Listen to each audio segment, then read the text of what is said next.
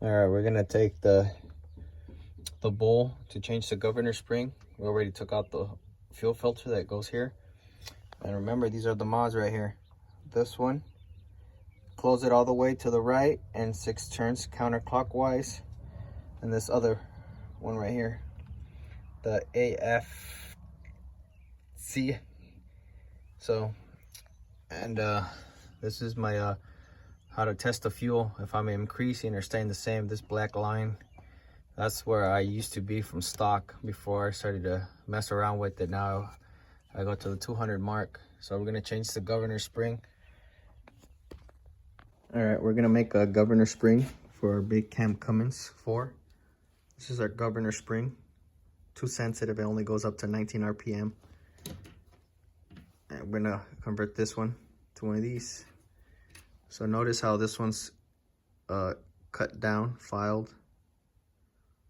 And if you get these, a new spring one, see how it's, I did that with the grinder right now. But on this side, I don't know if it focus, see how it's too high? You have to come over, get the grinder, and grind it like this so it's nice and even.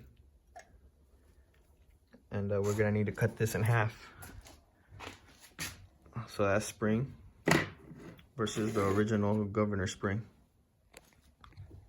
And once you cut them, this is how it looks.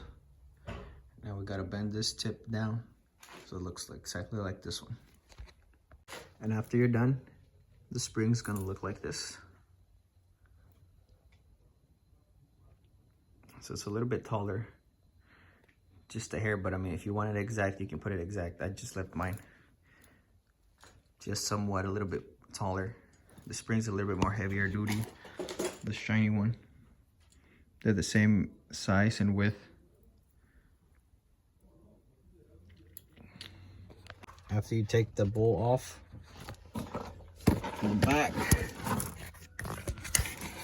it's gonna look like this. Now there's a snap ring there. You're gonna have to take it off. All right, we already took the snap ring off. We got a couple shims and the governor spring. You take those out. All right, we got the snap rings and the washers, all these shims. So mine only has 1, 2, 3, 4, 5, 6 shims and this big washer and the snap ring. This is my governor spring, and I made my own. It's the same width, but longer and a little bit stronger. As you can see, I'm trying to squeeze it as much as I can with my 2 fingers on each hand. And this one's a little stronger, so this should bump my RPMs higher. This original one only went to 20, so with this one I should be 23. That's good enough for me. And I just went to my local CarQuest and I got this. This is the size if you guys want to do the same, because I mean, if you go to Cummins, they not going to give you the part number for stronger ones. Dealers are really delicate. It's what the serial number is what they give you. So I made my own. So you do have to grind off these ends of the springs because they come like this. And I had to cut mine in half because it's a one big spring, so I cut it in half, which you can make 2 if you want. And just get it to the grinder, smooth it out nice and flat.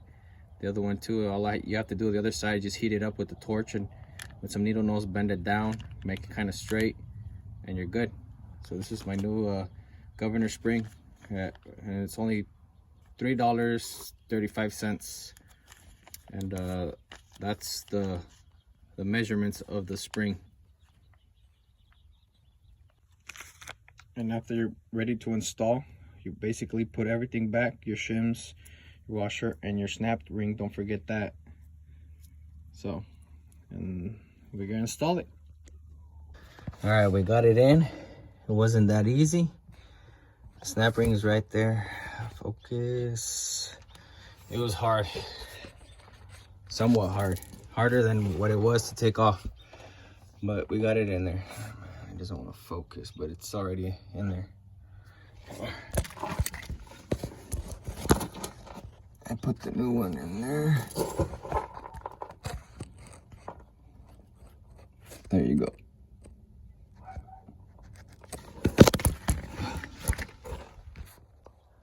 Now we just install the bowl back on and we're done. I got a dual fuel line. I made my own. Couple practice. It's only like at the CarQuest or Napa, that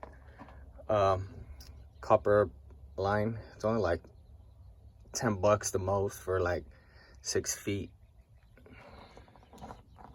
We installed the fuel filter and the bowl. Now we're gonna turn it on and see what we get. See if it cranks up right away or takes a little bit. Let's go ahead and check.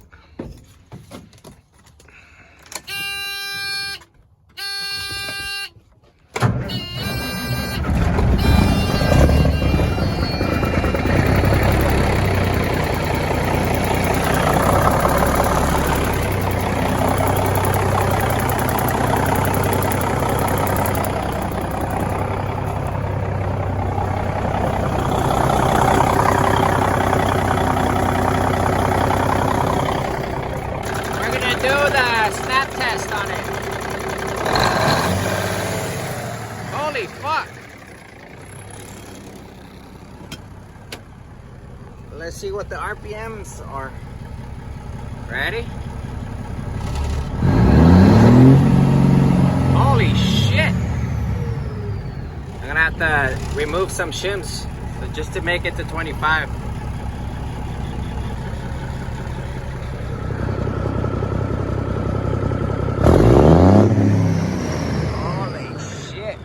That's a lot.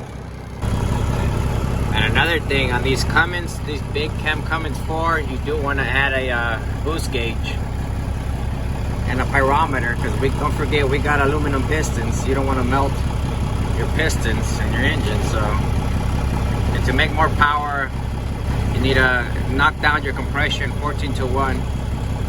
At least that's what my brother has, and that's what works so far. He's putting about 700 horsepower to the ground.